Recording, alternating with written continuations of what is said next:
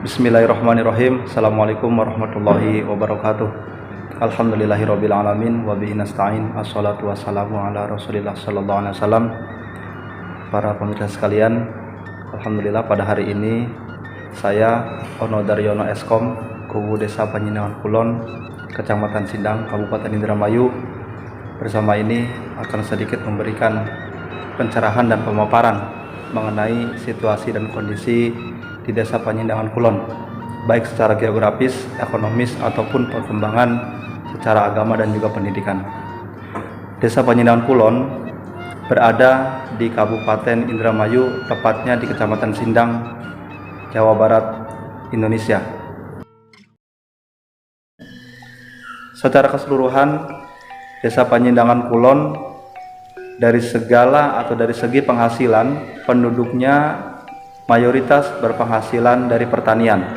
Dengan rincian, mungkin kalau bisa kita presentasi, dari 100% itu 75% adalah tani atau buruh tani, yang 25%-nya lagi terbagi atas pekerja migran di luar negeri, pekerja di luar daerah atau pekerja di Jakarta, dan juga sebagiannya nelayan dan buruh-buruh yang lain. Perkembangan pendidikan di Desa Panyindangan Kulon, alhamdulillah dari tahun ke tahun semakin meningkat dengan adanya atau dengan indikasi beberapa di antara anak-anak Desa Panyindangan Kulon itu sekarang sudah bisa menempuh jenjang sarjana atau S1. Bahkan ada beberapa di antara kita itu yang sudah sedang menjalankan program pasca sarjana. Ya, misal alhamdulillah saya memang sudah lulus S1 dan sekarang sedang menjalankan pasca sarjana di UNIR. Oleh karena itu, tentu baik bagi kita ketika pendidikan ini semakin meningkat. Ketika semakin meningkat, maka sumber daya manusia juga akan semakin meningkat. Sedangkan perkembangan keagamaan di Desa Panyindangan Kulon, alhamdulillah di Desa Panyindangan Kulon itu mempunyai 2 masjid besar di Blok Gandok dan Blok Pecuk, dan juga mempunyai kurang lebih seluruh desa itu atau Desa Panyindangan Kulon itu ada 30 musola, ya, terbagi atas berbagai RW dan berbagai RT. Oleh karena itu, tentu ini sebagai penunjang dan sebagai indikator berkembangnya keagamaan di Desa Panyindangan Kulon. Alhamdulillah, dari sekian banyak itu kita sudah mendata, diantaranya ada sekitar 15 guru ngaji dan ada sekitar 2000 anak yang mengaji setelah maghrib atau sebelum maghrib, ya, setelah asar atau sesudah maghrib. Sekarang alhamdulillah kita juga sedang menggalakkan untuk anak-anak Panyindangan Kulon ini program pesantren gratis. Artinya ketika ada anak-anak Panyindangan Kulon yang ingin pesantren, maka desa yang akan bertanggung jawab untuk akomodasi, untuk biaya-biaya selama dia di dalam pesantren. Ya, karena ini adalah program yang memang digalakkan oleh saya sebagai kuwu untuk meningkatkan kapasitas keagamaan, terutama agama Islam yang ada di Desa Panyindangan Kulon. Agama Islam 100%, dan di Panyindangan Kulon tidak ada agama lain. Walaupun Indonesia diakui oleh 5 atau 6 agama, tetapi seluruh masyarakat Panyindangan Kulon selama saya data ini menganut ajaran agama Islam. Baik para pemirsa sekalian, mungkin untuk lebih rinci dan jelasnya, di sini kita hadirkan tokoh agama sekaligus juga beliau memang sekretaris Desa Panyindangan Kulon. Barangkali secara keagamaan dan secara historis beliau lebih memahami dan lebih rinci akan menjelaskan kepada pemirsa. Kepada Alusan Mas Budi, kami persilakan dan saya pamit undur diri. Assalamualaikum warahmatullahi wabarakatuh. Assalamualaikum warahmatullahi wabarakatuh. Bismillah, alhamdulillah, wassalatu wassalamu ala Rasulillah Muhammad ibn Abdullah, la haula wa la quwata illa billah, ma ba'd. Untuk sejarah Panyindangan Kulon, memang saya tidak tahu pasti sejarah tentang keagamaan yang masuk di Desa Panyindangan Kulon, karena memang tidak ada dalam catatan-catatan baik di sejarah, di Panyendangan Kulonnya, di desanya ataupun di yang lainnya. Paling saya sedikit ya, memang ada sejarah perkembangan agama di Desa Panyendangan Kulon itu berawal dari adanya masyarakat Desa Panyendangan Kulon yang belajar berpendidikan agama di pondok pesantren, seperti di Babakan Ciwaringin, seperti di Benda Kerep ataupun di Kempek. Memang tidak banyak orang Panyendangan Kulon yang mondok atau mesantren di lain daerah.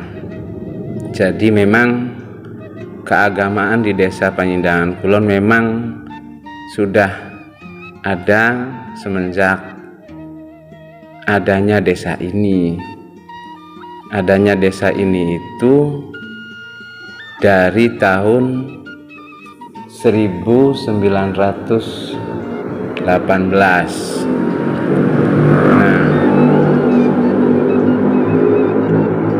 Sampai sekarang ini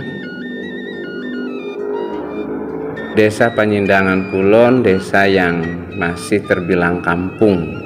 Ya memang Desa Panyendangan Kulon itu di pinggiran kota, tapi masih banyak tanah-tanah kosong dan pesawahan-pesawahan. Ada beberapa tokoh agama di Desa Panyendangan Kulon terdahulu ya, yang berada kebanyakan itu di Desa Panyendangan Kulon di wilayah Gandok.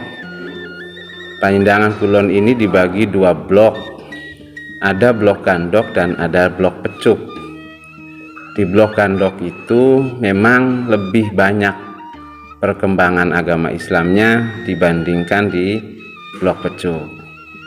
Karena di blok Gandok ini lebih banyak orang-orangnya yang terdahulu yang mesantren di pesantren-pesantren NU, pesantren-pesantren Salaf, Nahdlatul Ulama.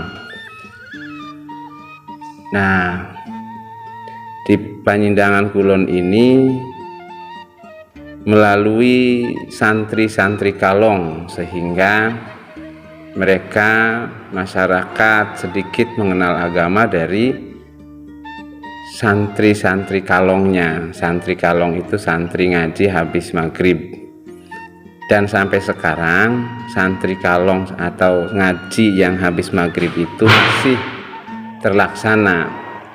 Ada beberapa titik di masjid ataupun di musola-musola yang mendirikan pengajian-pengajian santri kalong.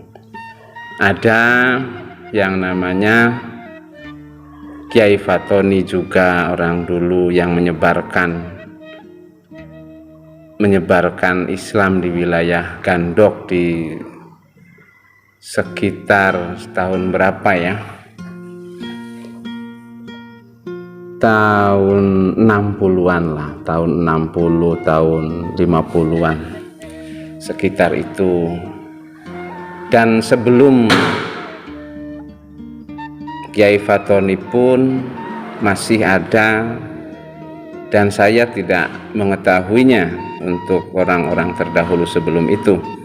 Nah, ada juga Kiai Mansur, ada juga ya banyak yang lainnya, karena memang saya tahu itu sudah di tahun itu saya sudah banyak sekali dan menganut agama Islam di sini di Desa Panyendangan Kulon. Nah, sampai sekarang keagamaan semakin kesini ya memang semakin membaiklah, bertambahlah kewawasan pengetahuan tentang Islam. Ada yang merantau, ada yang mesantren dan lain sebagainya. Mungkin itu yang bisa saya sampaikan terkait tentang penyebaran agama di Desa Panyendangan Kulon.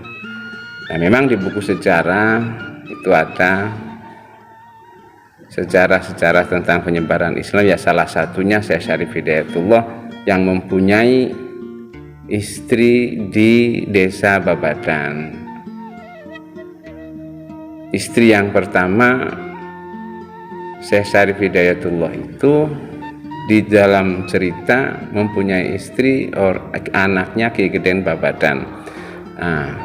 Sudah barang tentu karena Desa Babadan itu letaknya sama dengan Desa Penyindangan Kulon, berada di Kecamatan Sindang. Nah, ya kemungkinan untuk penyebaran di wilayah Kecamatan Sindang, nah Syekh Syarif Hidayatullah itu menyebarkan Islam di Indramayu, letaknya di Babadan dan di Desa Penyindangan Kulon dan desa-desa sekitarnya.